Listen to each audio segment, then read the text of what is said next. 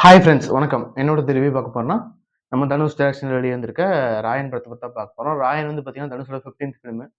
அந்த 50 ஃபிலிம் வந்து நெறைய பேத்துக்கு ஒரு ப்ரெஷியஸான ஃபிலிமா இருக்கும். பார்த்தீங்கன்னா, அஜித்துக்கு மங்காத்தா, விஜய் சேதுபதிக்கு மகாராஜா அப்படிங்கிறனால பார்ப்பாங்க. தனுஷோட 25த் ஃபிலிம் வந்து விஐபி அது பயங்கரமா இருந்துச்சு. அந்த மாரி இருக்கும்போது 15த் ஃபிலிம் வந்து அவரே டைரக்ட் பண்ணி எடுக்கிறாருங்கும்போது, ஒரு பெரிய எக்ஸ்பெக்டேஷன் இருந்துச்சு. அதே மாரி கேஷ்னுக்குள்ள ஒரு அனௌன்ஸ் பண்ணதும் பார்க்கும்போது, ஒரு பெரிய பட்டாளமே எடுத்திருந்தாரு பார்த்தீங்கன்னா, எஸ்.ஜே. சூர்யா, பிரகாஷ் ராஜ், இந்த பக்கம் சுதீப் கிருஷ்ணா, பாலா சரவணன், சித்தப்பு சரவணன் அவரு. அப்புறம் பார்த்தீங்கன்னா, லேடீஸ்ல வந்து அபர்ணா முரளி, அம் துஷாரா விஜயன் அப்படின்னு ஒரு பெரிய கேஸ்டே இருந்துச்சு. இந்த படத்துக்கு ஏஆர் ரஹ்மான் பிஜிஎம்ங்கும்போது, கொஞ்சம் ஒரு பெரிய எதிர்பார்ப்பு இருந்துச்சு. தனுஷ் எப்படி ஒரு டைரக்டர் பண்ண போறாரு அப்படின்ட்டு. அதே படம் சென்சார் சர்டிஃபிகேட் ஆகும்போது, சர்டிஃபிகேட் ஆகும்போது, தனுஷ் ஒரு ராவான ஒரு கேங்ஸ்டர் ஃபிலிம் எடுத்திருக்காரு. அப்படிங்கிற அளவுக்கு ஒரு பெரிய எதிர்பார்ப்பு இருந்துச்சு.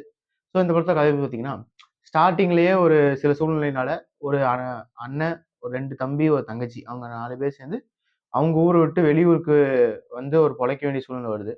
அங்க வந்து பார்த்தீங்கன்னா, அண்ணன் தான் ஒரு அப்பாவா, அம்மாவா இருந்து 3 பேத்தையுமே காப்பாத்தி கஷ்டப்பட்டு உழைச்சு ஒரு பெரிய இடத்துக்கு கொண்டு வந்துட்டு இருக்காரு. அப்புறம் வந்து ரியல் லைஃப் வரும்போது பார்த்தீங்கன்னா, அ அண்ணன் வந்து ஒரு ஃபாஸ்ட் ஃபுட் கடை வச்சிருக்காரு. தங்கச்சி வந்து அதுக்கு ஹெல்ப் பண்ணிட்டு இருக்காங்க.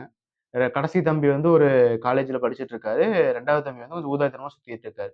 இப்படி போயிட்டு இருக்காங்க. இன்னொரு பக்கம் பார்த்தீங்கன்னா, அதே ஏரியால 2 கேங்ஸ்டர்ஸ் இருக்காங்க. அந்த 2 கேங்ஸ்டர்ஸ்குள்ள சண்டை வந்துட்டு இருக்கு. ஒருத்தர் யாருன்னு பார்த்தீங்கன்னா, நம்ம சித்தப்பு சரவணன். இன்னொருத்தர் வந்து பார்த்தீங்கன்னா, நம்ம எஸ்.ஜே. சூர்யா. அது சண்டை வந்துட்டு இருக்கு. இந்த சமயத்துல ஒரு டிரான்ஸ்ஃபர்ல வர ஒரு போலீஸ் ஆஃபீசரா பிரகாஷ் ராஜ் வராரு. வந்ததுமே இந்த ஏரியா இந்த இடத்த கிளீன் பண்ணணும் அப்படிங்கிறதுக்காக சில ஒரு ட்ரிக் எல்லாம் பண்றாருன்னு காமிக்கிறாங்க. அந்த பிரச்சனைகளுக்கும் தனுஷ்க்கு என்ன பிரச்சனை?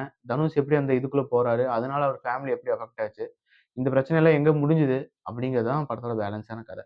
டைரக்டரா பார்த்தீங்கன்னா, தனுஷோட ஒரு பெர்ஃபெக்ஷன் தெரிஞ்சது படத்துல. படம் ஃபுல்லாவே பார்த்தீங்கன்னா, அவரோட இந்த சீனிங் வந்து ஒரு ஸ்டேஜிங்கும்பாங்க தெரியுமா? அந்த ஸ்டேஜிங் நல்லா இருந்துச்சு. நெறைய சீன்ஸ வந்து அவரு மெனக்கெட்டு எடுத்திருந்தது வந்து தெரிஞ்சிருந்துச்சு. பார்த்தீங்கன்னா, இன்டர்வல் சீன் ஆகட்டும், கிளினிக் ஃபைட் இருக்கும். அந்த கிளினிக் ஃபைட்லாம் பார்த்தீங்கன்னா, சூப்பராவே இருந்துச்சு. அதெல்லாம் ஸ்டேஜிங் அந்த அளவுக்கு நல்லா இருந்துச்சு. அதுக்கு காரணமும் டைரக்டரா தனுஷ் அங்க நல்லா ஒர்க் பண்ணியிருந்தாருன்னே சொல்லலாம். அதே மாரி நெறைய இடத்துல செகண்ட் ஹீரோவா நமக்கு தெரிஞ்சது யாருன்னு பார்த்தீங்கன்னா, ஏ.ஆர். ரகுமான் தான். ஸ்டார்ட்டிங்ல பிஜிஎம் ஆகட்டும், அந்த உசிரே நீதானே ஆகட்டும், அதெல்லாம் ஒரு மாரி ஏதோ பண்ணிட்டாரு. அந்த அளவுக்கு சூப்பரா பிஜிஎம் போட்டிருந்தாரு படத்துல. அதே மாரி இன்டர்வல் சீன் பார்த்தீங்கன்னா, பிஜிஎம் நல்லா தான் இருந்துச்சு. பட் இன்னும் கொஞ்சம் ஒரு மாஸா ஒரு கமர்ஷியல் பிஜிஎம் போட்டுருக்கலாமோ! அப்படிங்கிற மாரி இருந்துச்சு.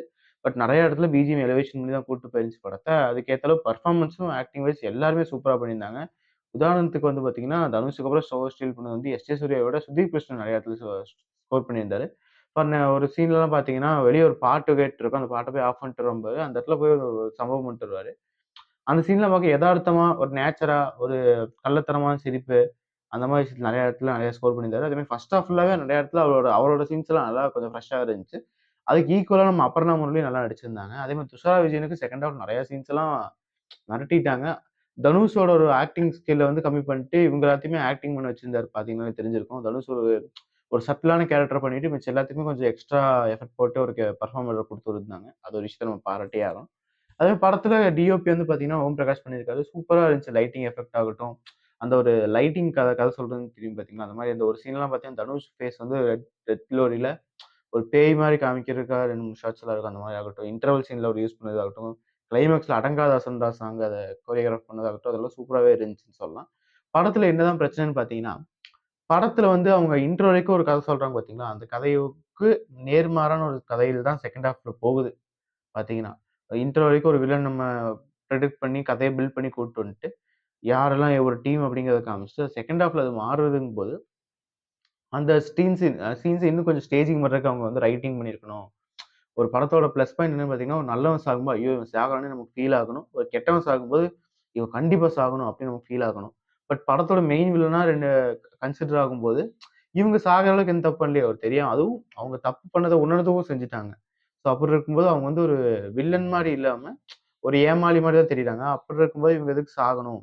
அப்படிங்கிற மாரி சில கேள்வி வருது. அதே மாரி அந்த ட்விஸ்ட் தான் வந்து ஒரு பிக்கஸ்ட் லீடா ட்ரை பண்ணியிருக்காங்க. பட் அந்த ட்விஸ்ட் 50, 50 ஆன் அண்ட் ஆஃப்பா தான் ஒர்க் ஆயிருக்குன்னே சொல்லலாம். ஏன்னா, அவங்க ஸ்டேஜிங் பண்ண விதம் அந்த மாரி இருந்துச்சுன்னே சொல்லலாம். இன்னும் கொஞ்சம் ரைட்டிங்ல கொஞ்சம் கேர்ஃபுல்லா எழுதியிருந்தா நல்லாருந்திருக்கும். பிளஸ் இந்த ராமாயணம் எஃபெக்ட் அதெல்லாம் யூஸ் பண்ண விஷயம் இன்னும் கொஞ்சம் எக்ஸ்ட்ராவா யூஸ் பண்ணியிருக்கலாம். இன்னும் கொஞ்சம் ரைட்டிங்ல டைம் எடுத்திருக்கலாம். அப்படிங்கிறது தோணுச்சு. ஏன்னா, டைரக்டரா பார்த்தீங்கன்னா, அவரு என்ன எழுதியிருக்குமோ அத எடுத்துட்டாரே தவிர, ரைட்டரா இன்னும் கொஞ்சம் டைம் போட்டு எஃபெக்ட் போட்டு எடுத்திருக்கலாம். அப்படிங்கிறது வந்து கொஞ்சம் கருத்தா இருந்துச்சு. அதே மாரி செகண்ட் ஹாஃப்ல பார்த்தீங்கன்னா, யாரு வில்லன்ங்கிறது நமக்கு அந்த கன்ஃப்யூஷன் வந்துச்சு. அதே மாரி தான். அதே மாரி இன்னும் பெர்ஃபார்ம் பண்றதுக்குலாம் நெறைய பேத்துக்கு ஸ்கோப் குடுத்துருக்கலாம். பிரகாஷ் ராஜ்லாம் செகண்ட் ஹாஃப்ல பார்த்தீங்கன்னா, ஒரு 50 மினிட்ஸ் 1 ஹவர் பக்கம்லாம் காணாம போயிறாரு. அவரு தான் ஃபர்ஸ்ட் ஹாஃப்ல வந்து பார்த்தீங்கன்னா, நெறைய விஷயத்த பண்ணிட்டு இருப்பாரு. செகண்ட் ஹாஃப்ல திடீர்னு காணாம போயிறாரு. அப்படி இருக்கு. அதே மாரி எஸ்.ஜே. சூர்யாவுக்கும் பெர்ஃபார்மன்ஸ் அவரோட பீக் என்னன்னு தெரியும். அவர்லாம் எப்படி தூக்கிட்டு போயிருவாரு சீனுன்னு தெரியும்.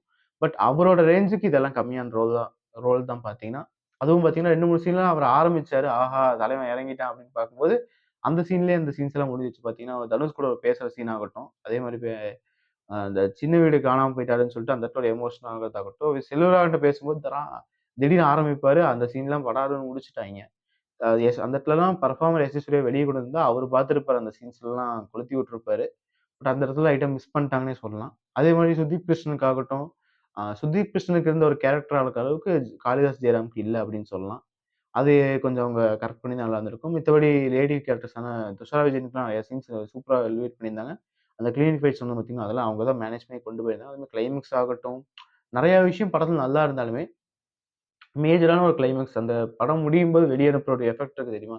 அந்த எஃபெக்ட் வந்து இந்த படம் வந்து ஃபுல் ஃப்ளெட்ஜா குடுக்காம போச்சுங்கிறது தான் வருத்தமா இருக்கு. 15த் படமா பார்த்தீங்கன்னா, நெறைய இதுல கம்பேர் பண்ற மாரி போடு எங்களுக்கும் அப்படின்னு சொல்ல முடியலனாலும், ஒரு டீசென்ட்டான ஒரு படமா தான் இருந்துச்சு. விஜயோட சுறா அளவுக்கு இல்லைனாலும், ஒரு டீசென்ட்டான ஒரு படம் ஒரு டைம் பார்க்கலாங்கிற மாரி இருந்துச்சு. படத்துல ரத்தம் தெறிக்கிற மாரி நெறைய காட்சி இருந்துச்சு. ரொம்ப ஒரு வயலன்ஸ் மூட்லயே தான் படம் போகுது. அதுவும் வெட்டி வீசுறது தான். கை தனி, கால் தனி. அதுவும் ஒரு கையில ஒரு கோனிஸ் வச்சிருக்காரு. குத்து, குத்து ரத்தம் தான் தெறிக்குது. அத்தன பேர் சாகுறாங்க. அத போலீஸ் வந்து ஒரு கவர் அப் மாரி பண்ண கூட ட்ரை பண்ணாததெல்லாம் காமிச்சது வந்து, கொஞ்சம் கதையோட நெருக்கம் மிஸ் ஆற மாரி இருந்துச்சு. படமே ஃபுல் செட்டுக்குள்ள தான் எடுத்திருக்காங்க. படம் எங்கேயுமே பார்க்க செட்டு மாரி தெரியல. தேவையான இடத்துல தான் பாட்டு வச்சிருந்தாங்க. பட் பாட்டெல்லாம் கேட்க நல்லா இருந்தாலுமே, நான் போன தியேட்டர்ல என்னன்னு தெரியல. பாட்டோட ஒரு பேஸ் வந்து ரொம்ப வித்தியாசமா அடிக்கிற மாரியே இருந்துச்சு. இந்த வாட்டர் பேக்கெட் சாங்லாம் ஏதோ திடீர்னு ரெக்கார்டிங் இல்லாம சும்மா தூக்கி வச்ச மாரி இருந்துச்சு. அந்த அளவுக்கு சவுண்ட் மிக்சிங் என்ன பிரச்சனை? தியேட்டர்ல பிரச்சனையா? இல்ல படத்திலேயே பிரச்சனையான்னு தெரியல. நீங்க பார்த்த தியேட்டர்லயும் அப்படிதான் இருந்துச்சுன்னா கமெண்ட் பண்ணுங்க. ஓகேவா? ஓவராலா இந்த படம் எப்படி இருக்குன்னு பார்த்தீங்கன்னா, ஒரு பெரிய 15த் ஃபிலிம்பொது அதுவும் டைரக்ட் பண்றாருன்னு அவரு எக்ஸ்பெக்ட் பண்ணதுக்கு வந்து இந்த படம் தகுதியா இல்லைனாலுமே, ஒன் டைம் வாட்சபிள் தான். டைரக்டர் தனுஷா அவரு இந்த படத்துல வந்து அவரு ஹேண்டில் பண்ண விஷயம் நல்லா இருந்தாலுமே, இன்னும் கொஞ்சம் ரைட்டிங் பண்ணியிருக்கலாம். ஸோ அடுத்த படத்துல நம்ம வந்து பார்ப்போம். ஓகேவா? படத்தோட ரிவ்யூஸ் புடிச்சிருந்துச்சுன்னா, லைக் பண்ணுங்க, ஷேர் பண்ணுங்க, சப்ஸ்கிரைப் பண்ணுங்க. மேலும் வீடியோஸ் பார்க்க சேனல ஃபாலோ பண்ணிடுங்க.